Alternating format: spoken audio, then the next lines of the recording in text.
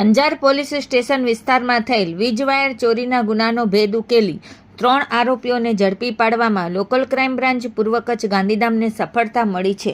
Police મહાનિરીક્ષક Chirag Kordia તથા પૂર્વ Kutch police અધિક્ષક સાગર બાગમારના માર્ગદર્શન હેઠળ મિલકત સંબંધિત ગુનાઓ અટકાવવા માટે એલસીબી ટીમ પેટ્રોલિંગમાં હતી. દરમિયાન ચામુંડાનગર ખારા પસવારિયા કેનાલ પાસે બાતમી મળી હતી કે એક અશોક લેનન છકડો રિક્ષામાં એલ્યુમિનિયમ વીજ વાયર ભરી ભુજ તરફ લઈ જવાઈ રહ્યા છે. બાતમીના આધારે એલસીબી ટીમે વોચ ગોઠવી છકડો રિક્ષાને અટકાવી તપાસ હાથ ધરી હતી. તપાસ દરમિયાન રિક્ષામાંથી એલ્યુમિનિયમ વીજ વાયર મળી આવ્યા હતા. પૂછપરછમાં આરોપીઓએ અંજારના ભીમાસર અને અજાપર ગામની સીમમાં ચાલી રહેલા મોટી વીજ લાઇનના કામમાંથી રાત્રિના સમયે વાયર કાપી ચોરી કર્યાની કબૂલાત આપી હતી. આરોપીઓએ ચોરાયેલા કેટલાક વાયર ભુજ ખાતે ઇમરાન ઉર્ફે ટાવર કુંભારને આપ્યા હોવાનું તેમજ કેટલાક વાયર જાળીઓમાં સંતાડ્યા હોવાનું ખુલ્યું હતું.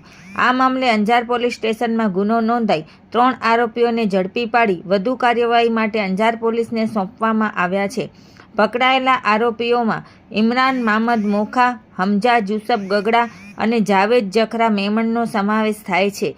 જ્યારે અન્ય 6 આરોપીઓ મામદ લાખા મોખા, કાસમ જખરા મોખા, અબુબકર જુસબ ગગડા, જૈદ જુસબ ગગડા, મસ્જિદ ઉમેર મેર અને ઇમરાન ઉર્ફે ટાવર હાજર ન મળી આવ્યા હોવાનું પોલીસે જણાવ્યું છે. પોલીસે પકડાયેલ આરોપીઓ પાસેથી અંદાજિત રૂપિયા 1.45 લાખના 485 કિલો એલ્યુમિનિયમ વીજ વાયર તથા રૂપિયા 80,000 કિંમતનો અશોક લેનન છકડો રિક્ષા મળી કુલ રૂપિયા 2.25 લાખનો મુદ્દામાલ કબજે કર્યો છે.